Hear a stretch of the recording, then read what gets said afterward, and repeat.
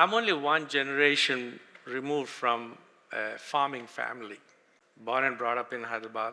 My dad, being a civil engineer, was working in Raichur. That's where I was born. Being an engineer, he was around construction of dams, roads. Then finally, he was assigned a task to run the Hyderabad waterworks, which was my first exposure to uh, water. Being in water was something that I didn't think about it at that time. We used to visit filter beds, all the water reservoirs around the city.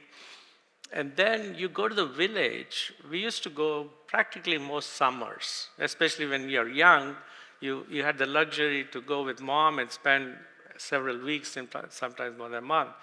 What I realized that as much as the water problems somehow get solved for the urban areas, cities, and towns, villages suffer.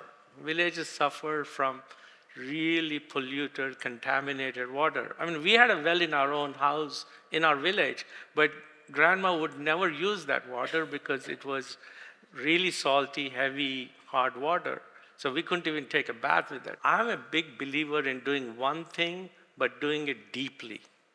So, and somebody told me that, and I couldn't tell them exactly how, but they said, look, you're a guy who only want to dig an inch wide and a mile deep. I said, look, I don't know about all that. I can dig an inch wide, but I go 10 to 100 miles deep in one issue. So water connection is from that history. The second thing is my dad, we were one of two, I guess, big families in our village. So my grandfather, obvious people used to come for advice, guidance, and all that. And the other, his cousin, was the other big family. So their children, so they wanted to build a temple. Whereas my dad said, look, I'd rather build a community center for the village. And being an engineer, he felt that we needed a septic system in every household, which we didn't have at that time. As you know, in the villages, they didn't have it till 70s, even maybe even 80. So what my dad did was he devoted his time and energy towards civic projects for the village. And eventually, our village got the President of India Award, and he pretty much started the charitable trust in his parents' name almost now probably close to 50 years ago. So I'm not unfamiliar with giving. It's just a giving with a purpose. So I felt that the water issue was such a widespread across the country. Even today, 2024, 70% pretty much of our population, rural families are more than 2/3, and they still do not have access to safe water. So that was really the reason I picked that one, to scale it. And so today you have over 500 villages where it's a very interesting model of you put RO plant and then you hire an entrepreneur to take care of it, and the water is sold at very low price, and the entrepreneur continues.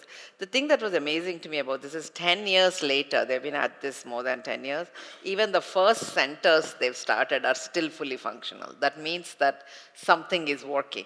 We should never look at this as charity in that sense. We are trying to make the quality of life for every family, whether they are in the cities or in the rural areas. So the way I approach is how can we take this problem and solve it in a way, both from an economic standpoint and then have a lifetime sustenance to it. A lot of programs get announced, by governments, central governments, state governments, and I've seen them all because the state liked our model, the way we are approaching it. They gave us 10,000 villages to set up the water purification center. Now, do you folks know how many villages we have in India? I mean, rural? 500,000? Yeah, so close to 600,000 gram panchayats they call.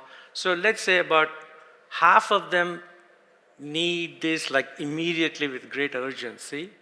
it's not a sustainable way to deliver a solution with government largesse where everybody is expecting it to be free. Water gets to be very political. We operate as a micro utility for that village.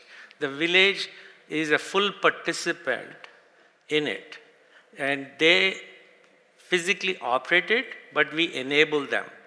And we enable them with few fundamental. One, it should be operational for a minimum of 10 years.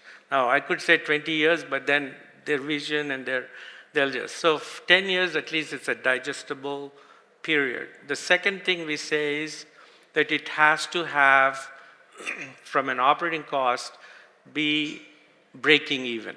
There's no profit, there's no loss, but it has to break even. So we figured out that an average of about 35 paise per liter, but it's usually in 15 to 20 liter cans that people come and they pay for it. The families pay from their pocket. Now, if some families can't even afford that, which by the way, these days, majority of the families can afford it. So that was an important element. And the thing is to be accessible. We are not building these fancy buildings and looking pretty, for these centers. So we locate them right in the center of the village so that any family can get to it within minutes. Because what we are delivering is for really 35 paise per liter. Imagine you're buying a bottle of water for 10, 15 rupees, right? The same quality of water, the rural families are enjoying it for 35 to 40 paise. Can you imagine? And that's sustainable for a lifetime. Why won't you want to help that, right? So what Lakshmi felt that I should take this to a much larger givers who can give 100 rupees, 200 rupees, and that feeds a family for a year or at 6 months, depending upon the. So I feel it's a very powerful idea. We want to do this. We haven't done it so far, but hopefully with your help, we'll try to get it there.